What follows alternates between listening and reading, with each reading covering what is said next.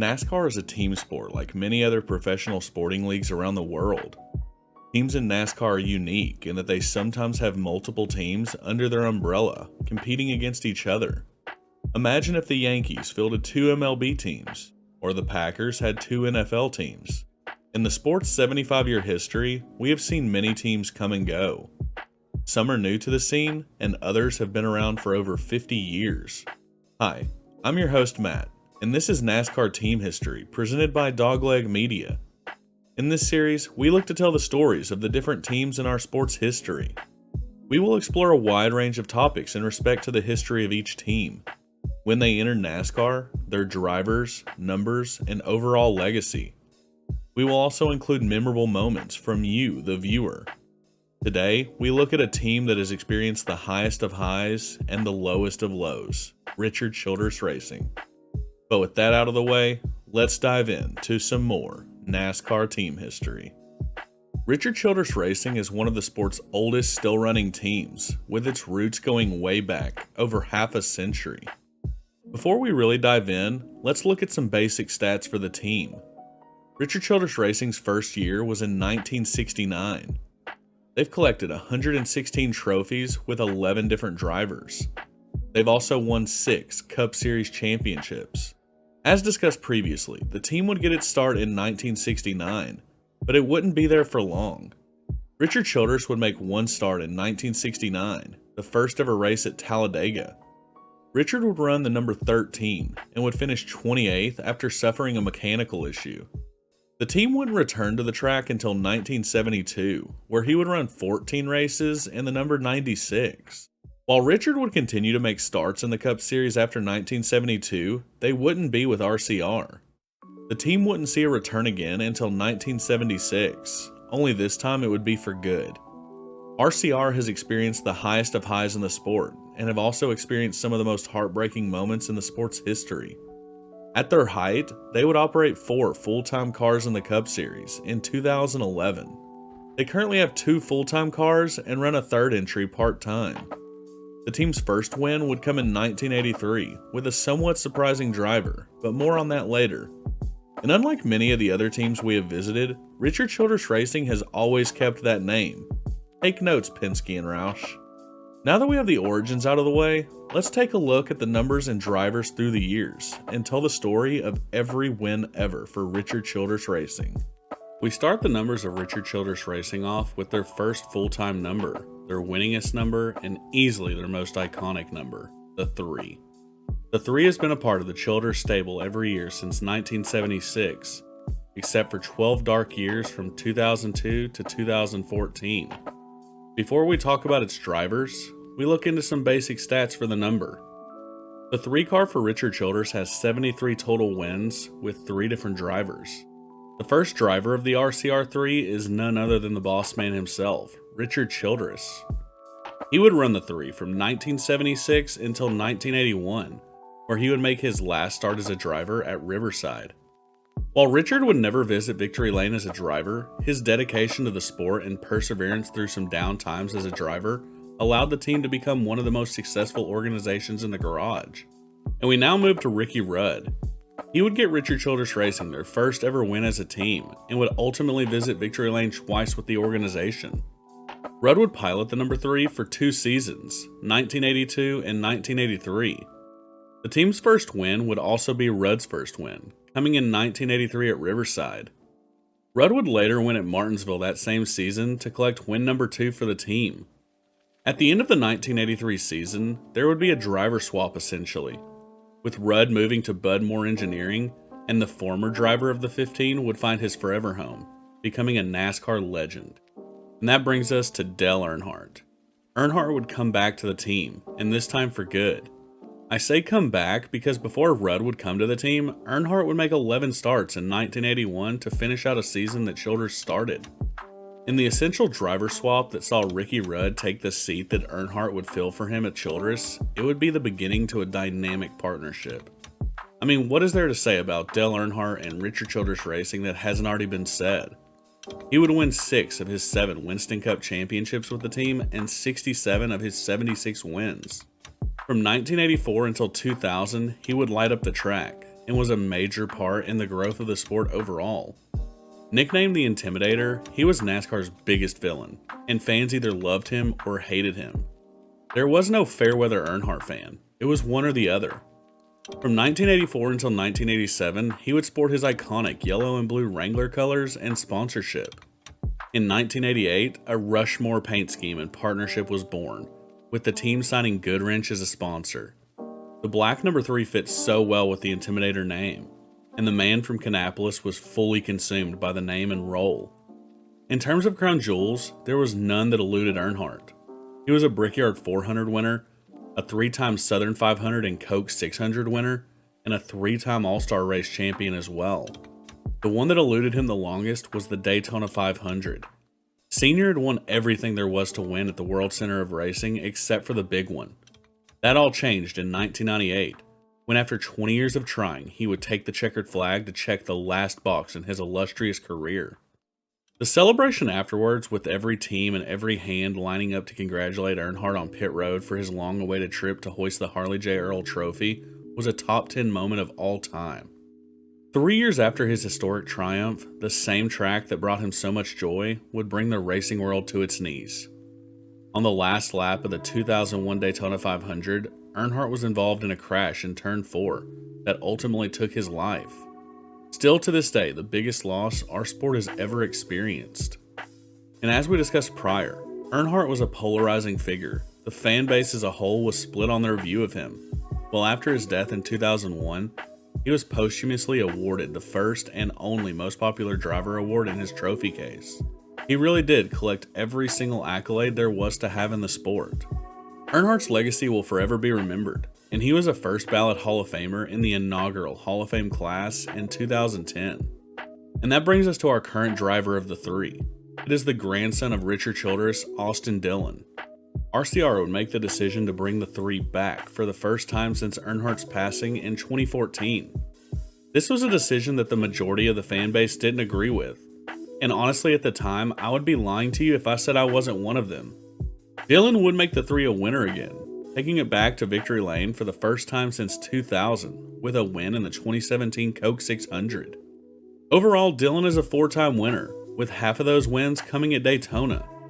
Exactly 17 years to the day of Dale Earnhardt's death at the track, Austin Dillon would win the Daytona 500, which admittedly was an incredible moment to see. Sorry, Almirola fans. Dillon would only miss one race in his career so far, and it would come in 2020 due to testing positive for COVID-19. Kaz Gralla would fill in for the race at the Daytona Road Course in his absence. The last win for the number would come in 2022, with Austin winning the regular season finale at Daytona to steal a playoff spot. This race was wild after nearly the entire field was taken out in a rain-induced caution early on. I urge you to watch the finish of that race, just to see the sheer size of the field remaining. It was honestly comical. Regardless of your opinion on Dillon and being in the 3 car, he has at least made it a winner, and in some big races too. How many more wins do you see Dillon getting? And after he calls it a career, will Childress retire the 3 again? Let me know down below. And now we move to the 29, the number used in place of Earnhardt's number 3. There was only ever one full-time driver of it, and they made all but one of the starts with the number. This one's for you, Darksea. Let's dive into your favorite number. The 29 has 23 total wins with the team, with one different driver. Yeah, the 29's arrival was never supposed to happen. But after the events that unfolded at the end of the 2001 Daytona 500, Richard Childress had to make a decision. Their up-and-coming Busch Series driver Kevin Harvick was slated to run a 6-race schedule in the number 30 car in 2001. But after Earnhardt's death, Childress would name Harvick the replacement driver. Richard would choose the 29, as it was the closest number available to 30. Harvick would be thrown into the seat on extremely short notice for the worst possible reason. A 25-year-old kid, slated to only run a Busch Series season and 6 Cup races, suddenly put in the sport's biggest seat, couldn't have come with any more pressure. Harvick wouldn't fold under this pressure, however, and would excel, showing light for a certain Hall of Fame career. Harvick would get his first of 23 wins with the number just 3 races after Earnhardt's passing at Atlanta. This would come in a photo finish with one of the sport's all-time greats, Jeff Gordon. And here's an absolutely wild stat about this win. It was the 4th race of the year. Harvick was in the 29 car. He would start 5th and finish 1st. When you add that up, you get 4, 2, 9, 5, 1. Dale Earnhardt's birthday is April 29th, 1951. That is absolute fate. Harvick would run the 29 from 2001 until 2013. In that time, he would win multiple crown jewels, including 2 Coke 600s and a Brickyard 400 as well. His biggest win was an honorable mention from many fans, the 2007 Daytona 500. An instant classic of a finish, where Harvick would make a late charge on the last lap to beat Mark Martin in a photo finish with the rest of the field wrecking behind them. Harvick would miss one race the entire time he was in the 29, and it wasn't due to injury. In 2002, he would be competing in a Truck Series race at Martinsville, and would be suspended a race due to rough driving. He would announce on his radio that he intentionally spun Coy Gibbs, which led NASCAR to pulling him immediately from that race and suspending him for the following day's Cup race. Kenny Wallace would fill in for Harvick for this one lone race. Overall, Harvick was able to heal the wounds left by Earnhardt's passing, and he made a name for himself in the sport. I respect him a ton for handling that pressure. And now we get to the only winless full-time number in the Childress stable, having only one season where a driver ran every single race of the season. The number that was originally supposed to be Harvick's. This is the 30. The 30 had 0 wins, and it had 6 different drivers in its time. So if Harvick didn't take the 30 in 2001, who did? It would be the 2000 Busch Series champion Jeff Green. Green would run the 30 from 2001 until the 11th race of the 2003 season. The closest he would come to victory would be a 2nd place finish in a rain-shortened New Hampshire race in 2002. Green would be fired after the spring Richmond race in 2003 and would be replaced by Steve Park. The weird part about this was that it was another driver swap essentially, with Green taking Park's ride at DEI. This is the 2nd time that's happened in RCR's history of drivers, which isn't a lot, but it's weird that it happened twice, right? This firing was connected to a feud between Green and Harvick that happened at Richmond, where Harvick would wreck Green for position. The two already butted heads from their time in the Busch Series together, so this just ignited that feud even more. Steve Park's time in the 30 was short-lived, as he would only finish out the 2003 season with the number. He would post 1 top 5, 1 top 10, and didn't qualify for the Talladega race in the fall. In 2004 would be a wonky year for the number, as the ride would see 4 different drivers, starting with Johnny Benson. Childress promoted the 25-year-old Benson after he had helped the team win the 2003 Busch Series owner title. Richard hoped that Sauter would rise to the occasion much like Harvick did, but unfortunately that just wasn't the case. Johnny would be cut from the ride after 13 races. He failed to post a single top 10 in that time, and was ultimately let go. After Sauter would be let go, Childress would bring in Dave Blaney. Blaney was slated to run the rest of the 2004 season, with the exception of Sonoma, where Jim Englebright would make a lone start as a road course ringer. Blaney would make 8 starts with the number before Jeff Burton would become available after parting ways with Roush, bringing Jeff on board to finish out the season with the 30. We will eventually bring Jeff's name up a little bit later as well. Burton would be the last to drive the Childress 30 car, making 14 starts with it. He would record 1 top 5 and 2 top 10s in that short span, a vast improvement from the rest of the season. And now we get back to winning numbers, and I wanted to get the winless one out of the way early so we can end on some high notes. Here is the 31. The 31 has 8 total wins with the team with 3 different drivers. The first to pilot the RCR 31 would be way back in 1978 with Bobby Wallach. He would only make 1 start in the number, a 27th place finish at Rockingham. The 31 wouldn't be a part of the RCR stable again until 1993, and this time it would see Neil Bonnet run 2 races. He wouldn't fare well in these 2 starts, finishing 34th and 42nd. And then the 31 would see its first consistent full-time driver with Mike Skinner in 1996.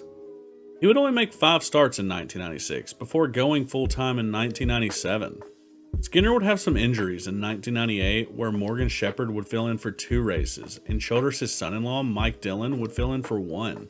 Skinner would have a solid 1999 campaign, finishing 10th in the standings, recording 5 top 5s and 14 top 10s. In 2001, Skinner would suffer from a concussion and a broken ankle in a crash at Chicagoland. Robbie Gordon would be named the replacement during Skinner's time away, where he would miss 4 races. After returning from injury, Skinner just wasn't the same. He would be released from the final year of his contract, and after running 5 races back from injury, he would leave the team to have season-ending surgery. Gordon once again would be the replacement for this time. With Skinner out, the ride belonged to Robbie Gordon. In the season-ending race of 2001, he would get the number its first win with the team, at New Hampshire. Robbie would pilot the 31 from 2001 until 2004, where he would win a total of 3 times. Gordon's performance would dip in 2004, and he would decide to leave the team to start his own team, paving the way for our next driver. And we just mentioned Jeff Burton for the 30, and after 2004, he would trade the 0 in for a 1 and take over the driving duties of the 31. He would run this number from 2005 until his retirement in 2013. In this time, he would win 4 times and qualify for the playoffs 4 times as well, including 3 in a row from 2006 to 2008. He would record a best points finish of 6th with the number in 2008, a season that saw 2 wins, including his final career win at Charlotte. After Burton would leave at the conclusion of the 2013 season, Ryan Newman would take the reins, and what a start he would get with the team. In the first year of NASCAR's new playoff system that rewarded wins more than anything else, Newman would advance to the final round of the elimination-style bracket on the back of 0 wins. He would finish 2nd at the season-ending race at Homestead to former RCR driver Kevin Harvick. Newman almost exposed the system in its first year ever, and that would have been honestly incredible to me. Newman would struggle to find victory lane in his first 3 seasons with the team. That would change in 2017, where he would get his last career trophy at Phoenix with the team. This is still the most recent win for the 31 at the time of this recording. And finally we get to the last to drive. Tyler Reddick would make 2 starts in the 31 in 2019, and would impress, bringing home a 9th place finish at Kansas. We all know this isn't the end of Reddick's journey with the team, but it is the end of the 31 with RCR, and as Colleague now owns the number, we may not see it back in the RCR fold. Man, the 31 had quite a few different winners and drivers in its time. Let's move to a number that only ever saw 1 driver in it. Here is the 27. The 27 has 1 win with 1 driver at RCR. Yeah, this one will be quick. Paul Menard was the only driver to ever pilot the RCR 27 car. He would run it from 2011 until 2017, and would grab his only career win in his first season with it. This would be a massive win, winning the Brickyard 400, a crown jewel event. Despite this win, he would fail to qualify for the playoffs in each season with the number. So yeah, like I said, this was a quick one. I loved seeing the lone win, but other than that bright spot, the Menards yellow was the brightest part about this car and number. And we move now to the 33. And let me tell y'all, there have been a bunch of drivers for this one at RCR, and hardly any of them have made more than 1 or 2 starts each with it. There has only ever been 1 full-time driver of the 33 with the team, and its 3 wins belongs to that guy. Let's get into the number 33. So this is already turning into a long episode, and there are 7 drivers who piloted the 33 from 2004 until 2008. So in the spirit of getting to the meat of the number without leaving anyone off the list, here's a lightning round of drivers. Mike Skinner was the first to drive the 33, making 1 start in the number in 2004 at the Daytona 500. Kerry Earnhardt would make 6 starts in the number between 2004 and 2005. Brian Semo would make 1 start in the 33 in 2005 at Sonoma. The road course ringer would bring home a top 10, finishing 10th. Scott Wimmer would attempt to run 6 races between 2006 and 2008, only making the race in 2 of those. Ken Schrader would make 1 start in the 33 in 2008 at the Coke 600. And finally, Mike Wallace would make 1 start as well in 2008 at Talladega. And that concludes our first lightning round. Now we go to the only full-time driver, and after that one, get ready because there's another lightning round. Stay tuned. Alright, some consistency in our life. You'll love to see it. Clint Boyer would man the helm of the 33 after spending time in the 07. He would run the 33 from 2009 until 2011. In this time, he would win a total of 3 races and would qualify for the playoffs in 2010. He would almost collect a 4th win at the Spring Talladega race of 2011, but would be bested by Jimmy Johnson in one of the closest finishes in NASCAR history. Bowyer would announce a departure from the team in 2011 to join Michael Waltrip Racing, and with General Mills leaving the 33 to go to the 31, it left the number and team without a sponsor. And now, cue lightning round number 2. So here we go again. This time we have a list of 8 drivers to spend very limited time in the number. Let's finish out the 33's history with RCR. Elliott Sadler would make 1 start in the 33 for RCR, the 2012 Daytona 500, where he would finish 27th. Brendan Gaughan would make 4 starts in the 33, all in 2012. He would have a best finish of 22nd at Bristol. And then the brother of Elliott Sadler, Hermie Sadler, would also make 1 start in the 33 at Martinsville. He would finish 31st in this run. And then to finish out 2012, Austin Dillon would make 1 start as well at Michigan. He would then make 5 starts in 2013 with the number, recording a best finish of 11th at Michigan again. Brian Scott would make 17 starts in the 33, spanning from 2013 until 2015. He would record a best finish of 12th at Kansas in 2015. And then Ty Dillon, the other grandson of Richard Childress, would make 7 starts in the ride between 2014 and 2015. His best result would be a 14th place finish at Michigan. The number wouldn't run in the RCR camp from 2016 until 2022, when Richard would bring it back for his Xfinity Series star Austin Hill to get some cup seat time. He would run at Michigan, finishing a respectable 18th in his first go. And that brings us to the final driver of the RCR 33, Brody Kostecki. This is a cool one for me, as I'm a fan of the Australian V8 Supercars, the series that Kostecki calls home. He would run the Indy Road Course race in 2023. It is already rumored that he could run 3 to 4 races next season.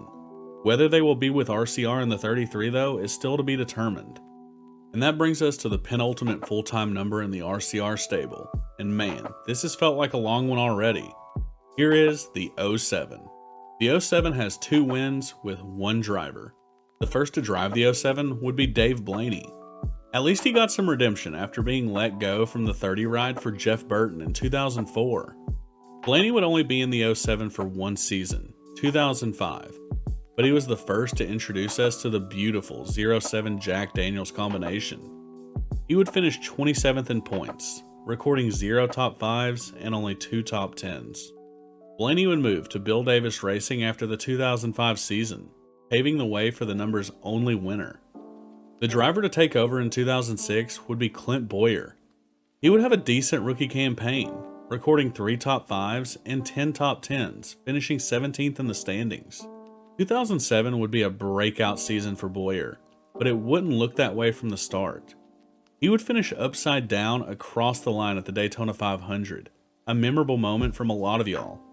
He would have a super consistent season though, even finding his first career win at New Hampshire during the chase. He would finish an incredible 3rd in the standings, having 5 top 5s and 17 top 10s on the season. In his final season with the number, he would win the infamous 2008 Spring Richmond race.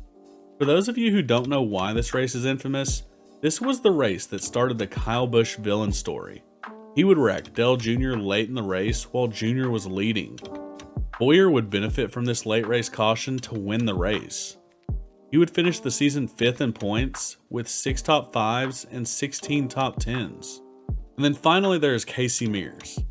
After Mears would leave Hendrick Motorsports and Bowyer would shift to the 33, Mears would take the 07 for the 2009 season.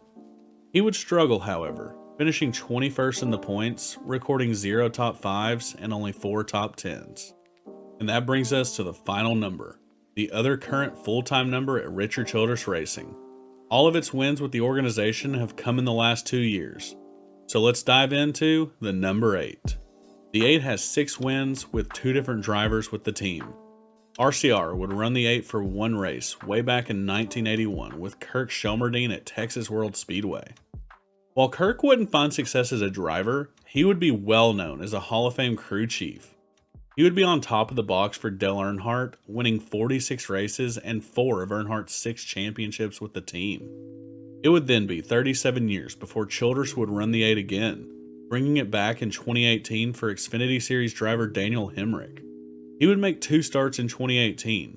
The reception of the 8 coming back wasn't loved, especially coming back the year after Junior retired. Hemrick would spend 1 full-time season in the number, 2019.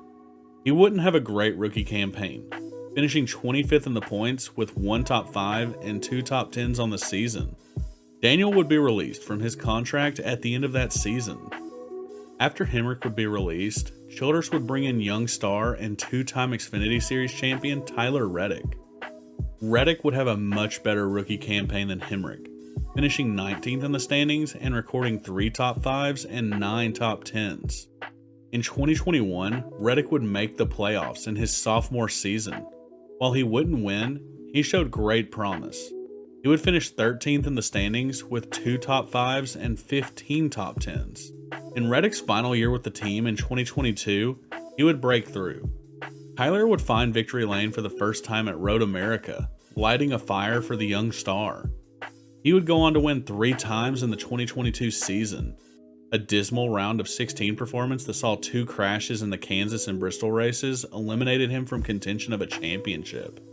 Reddick would announce midway through the season that he intended to leave the team after the 2024 season to join 23XI Racing. With Kurt Busch's injury and the arrival of the current driver of the 8, Reddick made an early departure from the team after the 2022 season. And that brings us to our current driver, and man is it a big one. After a 15-year relationship with Joe Gibbs and Toyota, Kyle Busch would leave to join Richard Childress Racing. Rowdy would start out with a bang, nearly winning the Daytona 500 and then winning the following week at Fontana. Busch in his first season with the team has won 3 races and is in great position to make a playoff push. Regardless of where he finishes this season, he proved that he can still be the same old Rowdy. With recent news of him selling Kyle Busch Motorsports to Spire, this could free his mind and time up to really focus on driving. At just 38 years old, this new influx of time and relief of stress could ignite Busch to return to dominating fashion. Let me know down below, do you think Kyle can grab championship number 3 with RCR? Nichols and Zachary mentioned Kyle Busch's win at Fontana in 2023. This was a massive moment, as it was the first win with his new team. Not only that, but it was the last race ever held at the 2-mile Fontana configuration. And then Pob, Lucy, and RJ Harmon mentioned Mike Skinner's wins in Japan. While Skinner would never win a points race in the 31, that wouldn't stop him from winning overseas. He would win in 1997 at Suzuka for the NASCAR Thunder Exhibition race. The very next year in 1998, he would win the Coca-Cola 500 exhibition race at Motegi. And this next one was special to me. Penn's fan mentioned Dale Sr. winning the next race after Davey Allison's tragic death. Earnhardt would go on to say, "I'd run second in a heartbeat if it meant we'd get Davey back." This is extremely powerful, and to come from a man who hated losing more than anything made it that much more special. These were all great mentions. Thanks a ton, guys. And that'll do it for RCR team history. A lot of incredible and emotional stuff here. As always, I'm prone to forgetting drivers and moments. Let me know anything I may have missed for RCR down below. The next team featured will be Joe Gibbs Racing, so be sure to let me know your honorable mentions below for that one. The poll after the video comes out will be for the team after Gibbs, so be sure to vote there as well. If you liked the video, please consider giving it a thumbs up and subscribing. It helps a ton and I definitely appreciate it. And did you know that 71% of my viewers aren't subscribed, but they are returning viewers? If you haven't hit that subscribe button yet, what are you waiting for? We also have a Discord server. Find the invite in the About section of the channel or in the description below. We share our silly season picks, merch collections, race reaction, exclusive contests, and so much more over there. Come join us. We have 150 members and we have amazing conversations every single day. You don't want to miss it. And as always, thanks to the Dogleg team for all your help. Dice, Darksea, Christian, and the Gamer, y'all do so much for the channel and your work does not go unnoticed. But that'll do it for us here at Dogleg Media. I'm Matt, your host, and you've been watching NASCAR Team History. I'll see you next time.